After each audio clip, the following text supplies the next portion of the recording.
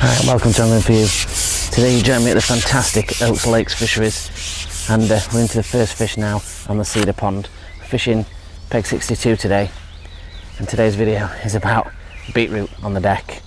Now, controversial subject I know, and we've done another video which has probably been up already at Candy Corner Fisheries with how deadly beetroot can be down the margins, and today's obviously proving, as yesterday was, that beetroot can absolutely do the damage.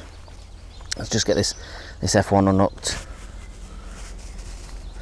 And we're very close to spawning at the moment, so the fishing, we're getting thrown about, potentially be quite difficult.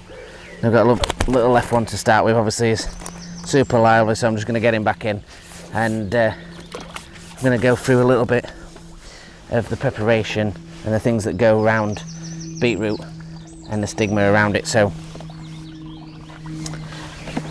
firstly, beetroot itself. Now, there's obviously beetroot you can buy hard, raw beetroot. We're not fishing that today. What we're going to do is fish with the pre-packed stuff. So this is pre-packed, pre-cooked, and it comes in the sort of like plastic bags, like vacuum sealed, maybe 3 or 4 sort of nuggets in there. Now I've just rough cut this because I really like to, on the peg, cut the beetroot to sort of size the fish are and how I think it's feeding. So it is important to have sort of a knife with you. Now if you've got a little board or you want to do it something like that. Now beetroot's quite soft, so I'm not going to actually cut into myself. So we've just cut through there, so I'm just going to put it back on my hand, so you can see it's around a 6mm cube. We will come closer and go through the rig. We're just going to see if we can have another one, but the basis around it is it's pretty much already done. I've never put it through a meat cutter, so I couldn't tell you if it would go through a meat cutter or not, but it's worth a try. But I like to cut mine sort of rough chunks, and it just allows me then when I get to the venue, I can just dice it up. Now I'm not expecting people to go out and fish it on a match, so if you did and you want to get it all cut into nice chunks before you go, then go for it. I've got fishery pellets, because it's fishery pellets at Oaks, the 4 mils, and all I've done is literally put them into my landing net head, dropped them into the water in front, dunked them a couple of times, took them out, and put them in my tub, so they've only really just touched the water for a couple of seconds, maybe 10 seconds max, and that's purely, I don't want them to be soft, I just want them to sink straight away and sink fast. So I've got a far back marker. I'm fishing sort of nearly the full part of my second to last section, which obviously I ain't got the butt section of the response on, and just lowering that bait in. Now I could go slightly lighter elastic than I've got, but I've got a size sort of 12 to 14 elastic on. You could go lighter than that, and the float is actually is dotted down, but there's so many fish there, it's not actually letting the float settle a lot of the time. Now we're fishing just touching bottom. Oof, got another quick bite. And these F1 bites are pretty sharp. We're just fishing on bottom, and like I say, we'll just hook another fish, and then we'll go into what we're gonna do with the rig and how it works and how we shot it. So again, we just cut a little chunk. The hook size is a size 12, but you can get away with a 14. It's not a massive 12, it's a KKMB, but it just sticks out a little bit, so you can obviously get a good hook up. So I'm feeding, I aren't feeding a cad pot in to start, or 2 cad pots or whatever. I've found the slope and now it's flattened out, and I've just cad potting with each cast that I'm doing, with each drop. Rather than putting sort of 2 or 3 cupping kit ones in to start off with. I don't want too much bait down there. I just want enough to sort of draw a few fish in, pick those fish off, and then set it up for the next one.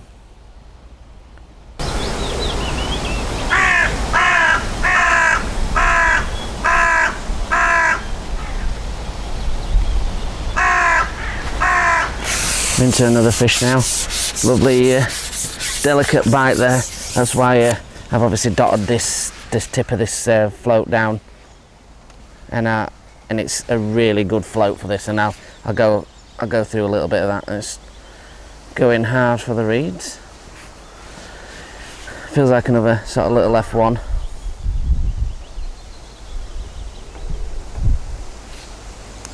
Going up a little bit better of a count of itself than the last one did.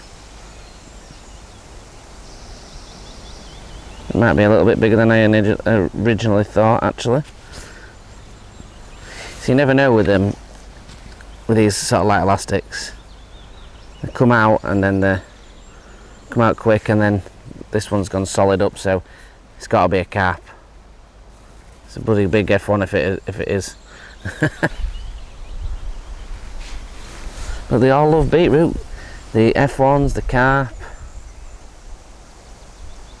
And we'll go a little bit through Y, and we'll come up close and have a look at the rig once we hopefully land this fish. He's definitely steering up the bottom. He's not wanting to come up in an hurry. This is the thing, is quite a short top kit, and it's a reasonably lengthy rig, this one, so you can give it some stick, but until they want to come up, there's not much you can do, to be honest. We're not here to bully them anyway. It's a pleasure session. We're here to enjoy ourselves.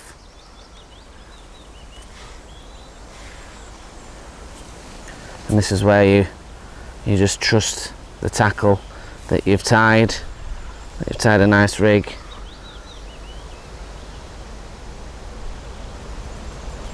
And it's a nice little cap.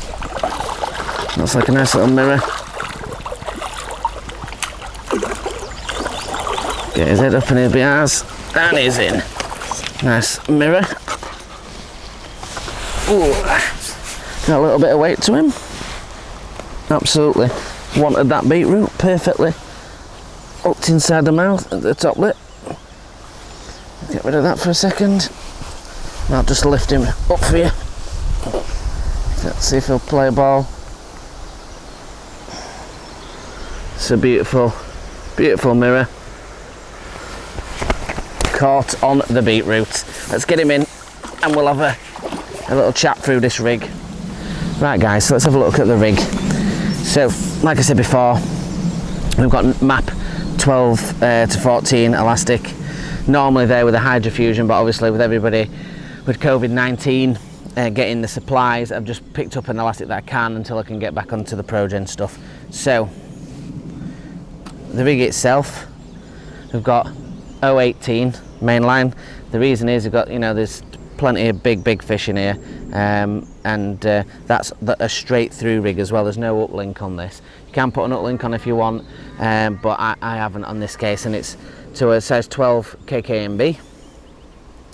Now it's more about the float in this instant, and this is an F1 Slim. Now these are ProGen floats, and they're absolutely amazing. Now wire stem is really important if you're fishing sort of anywhere above 2 foot.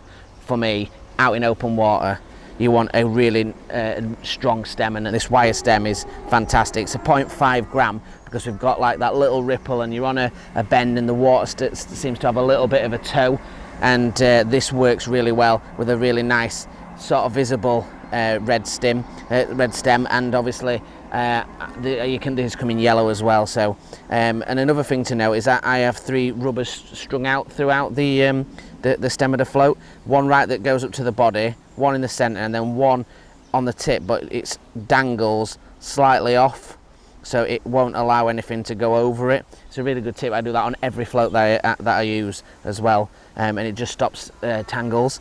So probably about 6 inches down from that, I've got my main bulk, which is 3 number 8s, and like I say, it's quite a heavy float, so you do need quite a bit of weight. So I've got 3 number 8s, which are, like I say, 6 inches, and then probably 4 inches from that I've got another number 8, 4 inches from that I've got another 2 number 8s, and then down from that I've got a number 9 dropper, and that's about 4 or 5 inch from the hook itself, and that allows the rig to go straight down, and I can hold a tight line to it, and it's really rigid and allows me to hit those faster bites. And like I say, when you're fishing at a venue with F1s and things like that, you need to have a sort of a rig like that, because they do have fast bites. Now the line, like I said before, I've got quite a bit more line than I normally would do, and that's today. You could put a back shot on, but I like to just hold it back against the wind, and that keeps that tight line, and obviously can hit those fast bites. It's quite an unusual sort of hook on it. I've got the bead and the knot, and basically I couldn't find a quick stop that not a quick stop, sorry, a Dacron that I like at the moment, so I've just rocking this setup as I just did it for a video. Until I get a Dacron, then I'll do it again. Got the Preston Cad pot on there, that's just used for my feed, and that's it, guys. Really, I'm fishing with the Response. We're not fishing at the full 8.5. We're about 7 meters, as I'm maybe six and a half, just as I'm holding sort of half a section behind me as a marker to drop on, and that's just as the shelf flattens out, and we're doing that so the shelf flattens out, and naturally the feed rolls to the bottom of that shelf, and that's where we're picking up those bites. And obviously it's working today. Now, what I was saying about beetroot in regards to the coloration, now as you can see, it does cause a haze. I don't soak it in water, I don't pickle it, I don't do anything like that.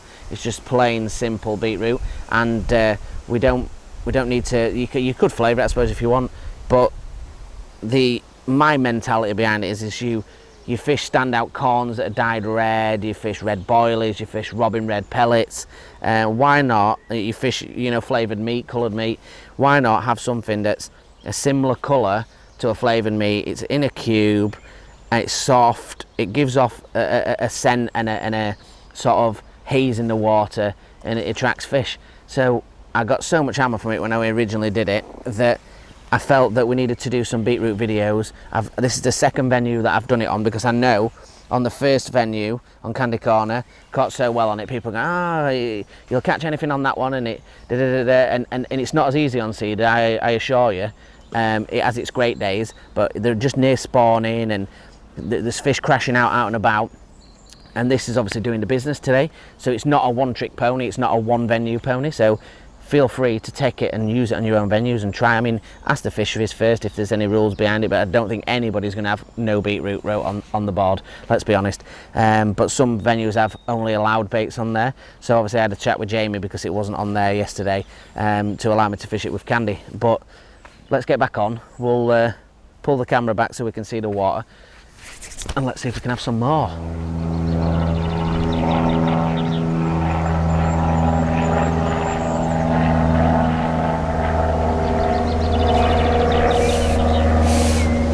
Into another fish. Lovely bite again. Straight down. Feels like another little giddy F1.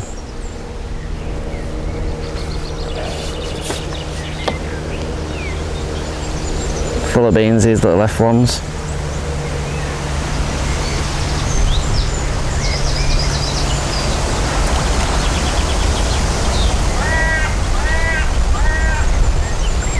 Oh.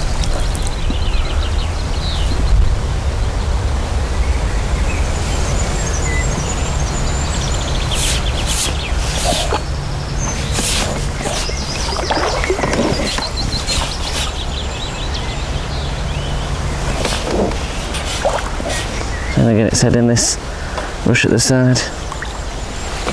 Oh, in and out of the net.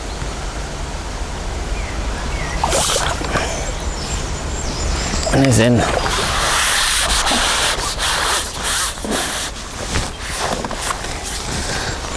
Another nice little fish, like little bars of gold, these F1s. It's tangled a little bit around his fin. See if he'll behave. Another beautiful little F1. Let's get back and see if we can have some more. Into another fish. Lovely fast bite. Don't like a little F1 bite. Yep, I think I am correct. Lovely fast F1 bite.